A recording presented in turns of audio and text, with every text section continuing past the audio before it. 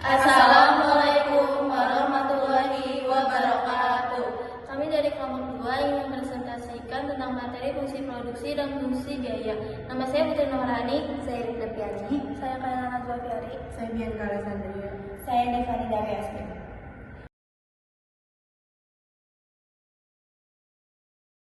Ada teori produksi. Teori produksi sebagaimana teori perilaku konsumen merupakan teori pemilihan atas berbagai alternatif. Dalam hal ini, keputusan yang diambil oleh seorang produsen dalam menentukan pilihan atas alternatif tersebut. Produsen mencoba memaksimumkan produksi yang bisa dicapai dengan suatu kendala ongkos tertentu agar dapat dihasilkan profit keuntungan yang maksimum. Kedua, ada fungsi produksi. Fungsi produksi yaitu merupakan suatu hubungan fungsional secara fisik antara input dengan output pada satuan waktu tertentu. Output yang dihasilkan oleh suatu perusahaan akan tergantung pada banyaknya sumber-sumber yang dipakai serta perbandingan kombinasinya dan teknik produksinya. Lalu, yang ketiga ada fungsi produksi Cobb-Douglas. Seperti yang kita ketahui, rumusnya adalah Y sama dengan C K alfa L1 kurang A alfa. Keistimewaan dari fungsi produksi ini dapat dilihat dari bentuk isokuan yang dihasilkan. Isokuan dari fungsi produksi Cobb-Douglas memiliki bentuk dan sifat-sifat yang baik. Oleh karena itu, biasanya penggambaran isokuan menggunakan fungsi produksi Cobb-Douglas. Lalu, yang keempat, ada tahap atau proses produksi. Di dalam fungsi produksi dibagi dalam 3 stage atau tahapan. Pembagian ini didasarkan pada penggunaan input tertentu, sedangkan efisiensi ditunjukkan atau diukur dengan AP. Stage pertama ditandai dengan AP yang naik, berarti efisiensi tenaga kerja terdapat di sini. Di samping itu, nampak pula efisiensi daripada input tetap atau LAN menaik. Dengan kata lain, pada stage 1 ini ditandai oleh kenaikan efisiensi di 2 input atau dalam hal ini tanah dan tenaga kerja. Stage 2, pada stage ini ditandai dengan oleh efisiensi tenaga kerja yang semakin berkurang atau APP semakin turun. MPP berkurang tetapi masih positif, sehingga TP masih naik dan efisiensi tanah masih terus bertambah. Dan stage ketiga ditandai dengan efisiensi tenaga kerja yang berkurang. MPPL berkurang dan sudah negatif, di mana TP akan dikurang. Di sini efisiensi tanah dan tenaga kerja keduanya berkurang. Produksi dengan satu input variabel dan 2 variabel merujuk pada analisis jangka pendek dan jangka panjang dalam ekonomi. Produksi dengan satu input variabel dalam jangka pendek hanya satu faktor produksi yang dapat diubah, biasanya tenaga kerja atau L, sementara faktor lain seperti modal atau K tetap konstan. Fungsi produksinya ditulis sebagai Q sama dengan F dalam kurung L. Di sini output atau Q tergantung pada jumlah tenaga kerja yang digunakan. Hukum hasil yang semakin menurun berlaku di mana penambahan tenaga kerja akan meningkatkan output hingga mencapai titik maksimum.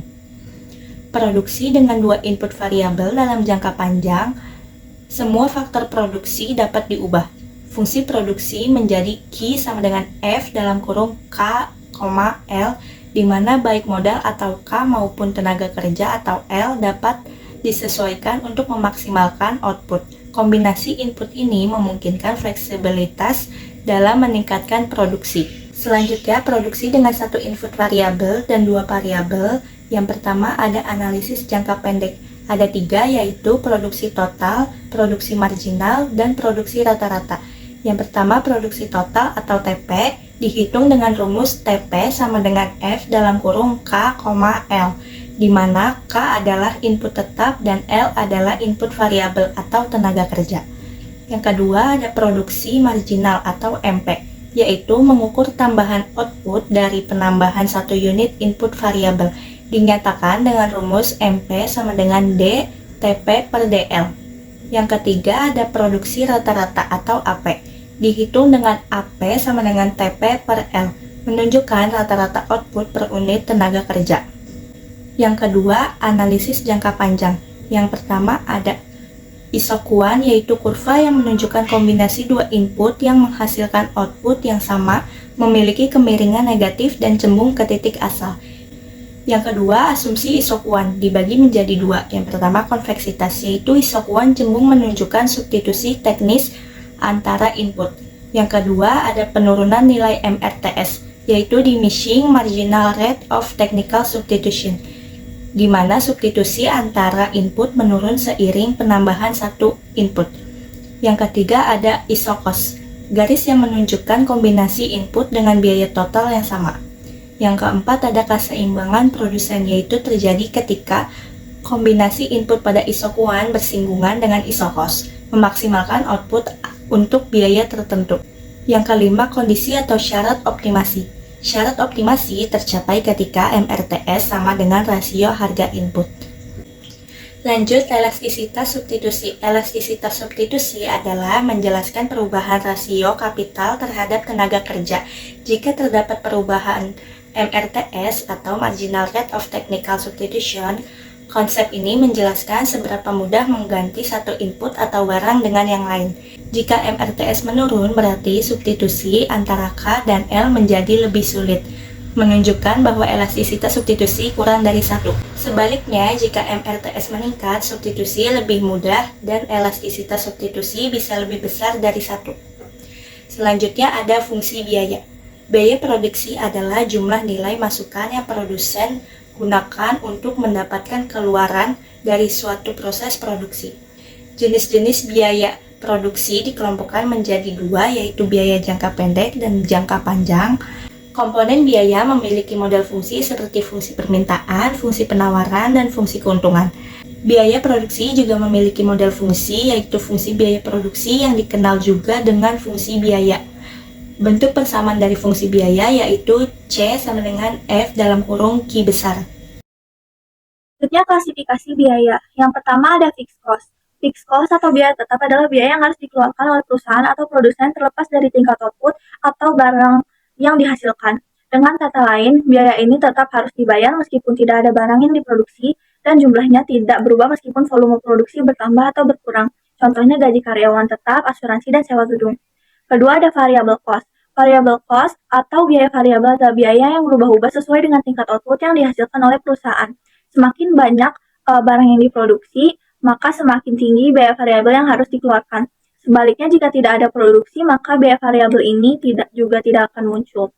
Yang ketiga ada total cost. Total cost atau biaya total adalah keseluruhan biaya yang dikeluarkan oleh perusahaan untuk memproduksi barang atau jasa. Cara menghitungnya adalah dengan menjumlah fixed cost atau FC dan variable cost.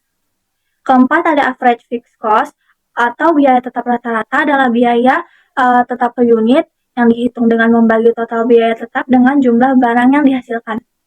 Kelima ada average variable cost. Average variable cost adalah biaya variabel rata-rata yang dikeluarkan untuk memproduksi setiap unit barang atau jasa. Biaya variabel ini juga biaya yang berubah-ubah sesuai dengan jumlah produksi seperti bahan baku, tenaga kerja, dan biaya energi. Rumusnya adalah variable cost dibagi dengan jumlah output. Keenam, ada average total cost atau biaya total rata-rata. Adalah biaya total yang dikeluarkan per unit output yang dihasilkan oleh perusahaan. Ini mencakup semua jenis biaya yang dibagi dengan jumlah unit output. Yang ketujuh, marginal cost atau biaya marginal. Adalah tambahan biaya yang dikeluarkan untuk memproduksi satu unit output tambahan. Ini menunjukkan perubahan total cost ketika satu unit output ditambahkan. Cara menghitungnya adalah dengan delta C atau total cost dibagi dengan delta Q atau jumlah unit produk. Selanjutnya, faktor-faktor penyebab perubahan penawaran. Pertama, kenaikan harga input atau biaya produksi seperti bahan baku, tenaga kerja, dan energi meningkatkan biaya yang harus ditanggung produsen untuk menghasilkan barang. Akibatnya, produsen cenderung mengurangi jumlah barang yang ditawarkan ke pasar karena meningkatnya beban biaya, terutama jika harga jual barang tetap. Hal ini menyebabkan kurva penawaran bergeser ke kiri, penurunan jumlah barang yang ditawarkan pada setiap tingkatan atau ke atas, menunjukkan biaya produksi yang lebih tinggi. Dengan demikian, kenaikan harga input berdampak pada penurunan penawaran barang di pasar. Resiko perubahan teknologi, seperti penggunaan pupuk buatan dalam pertanian dapat meningkatkan efisiensi produk meskipun biaya total per hektar naik. Dengan teknologi baru, biaya produksi per unit, misalnya per kuintal padi, menurun, sehingga petani mampu menghasilkan lebih banyak padi tanpa meningkatkan harga jual. Kondisi ini menyebabkan penawaran padi bertambah karena petani dapat menawarkan lebih banyak produk di pasar pada tingkat harga yang sama. Gejala ini menggambarkan dampak positif teknologi terhadap peningkatan penawaran. Berikutnya adalah lanjutan dari penjelasan faktor-faktor yang mempengaruhi perubahan penawaran. Ketiga, harga barang. Perubahan harga barang akan langsung mempengaruhi jumlah barang yang ditawarkan oleh produsen. Jika harga barang naik, maka produsen akan cenderung menawarkan lebih banyak barang untuk mendapatkan keuntungan yang lebih besar. Sebaliknya, jika harga barang turun, maka jumlah barang yang ditawarkan akan lebih berkurang karena keuntungan yang didapatkan menjadi lebih sedikit. Yang keempat, produktivitas sumber daya. Sumber daya yang digunakan seperti kondisi alam sangat mempengaruhi produksi. Misalnya perubahan iklim seperti curah hujan, suhu, dan angin yang dapat menentukan hasil panen. Seperti contohnya cuaca baik yang bisa meningkatkan hasil panen. Sementara cuaca buruk malah dapat menyebabkan gagalnya panen, sehingga mempengaruhi jumlah barang yang ditawarkan. Yang kelima, harga produsen. Penawaran barang juga dipengaruhi oleh ekspektasi produsen terhadap harga di masa depan. Jika produsen memprediksi harga akan naik, mereka mungkin menahan sebagian hasil produksi untuk dijual nanti. Akibatnya, jumlah barang yang ditawarkan saat ini menjadi lebih sedikit. Jangka pendek dan jangka panjang. Menurut Dahlia 2021 dalam ekonomi manajerial, biaya produksi dianalisis berdasarkan 2 jangka waktu. Pertama, jangka pendek adalah waktu di mana beberapa faktor produksi tidak bisa ditambahkan jumlahnya. Yang kedua, jangka panjang adalah waktu di mana semua faktor produksi dapat diubah jumlahnya. Yang di dalam jangka panjang tidak ada biaya tetap, semua jenis biaya yang dikeluarkan merupakan biaya berubah atau biaya variabel. Di sini ada komponen perhitungan dalam biaya jangka pendek. Yang pertama ada biaya total atau TC, adalah seluruh biaya yang dikeluarkan dalam proses produksi, yang dihitung dengan rumus TC sama dengan TFC tambah TVC. Yang kedua, biaya tetap total atau TFC adalah biaya untuk faktor produksi yang jumlahnya tidak berubah, seperti pembelian mesin. Yang ketiga, biaya berubah total atau TVC adalah biaya untuk faktor produksi yang jumlahnya bisa berubah, misalnya biaya bahan baku.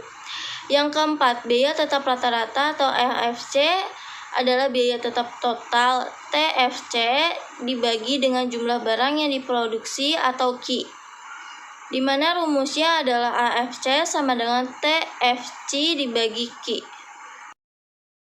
Selanjutnya ada biaya berubah rata-rata atau AVC, yaitu biaya berubah total atau TVC untuk memproduksi sejumlah barang atau Q dibagi dengan jumlah produktif tersebut. Dapat dicari dengan TVC dibagi Q. Lalu ada biaya total rata-rata atau AC. Untuk mencari AC bisa menggunakan TC dibagi Q atau AFC ditambah AVC. Terakhir ada biaya marginal atau MC, yaitu kenaikan biaya produksi yang dikeluarkan untuk menambah produksi sebanyak 1 unit.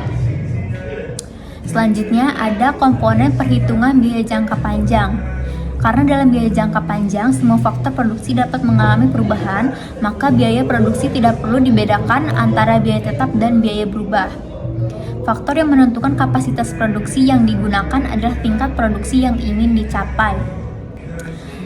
Lalu kesimpulannya, dengan mempelajari fungsi produksi dan fungsi biaya dapat memberikan pemahaman tentang bagaimana perusahaan mengubah input menjadi output dan bagaimana produksi mempengaruhi keputusan bisnis.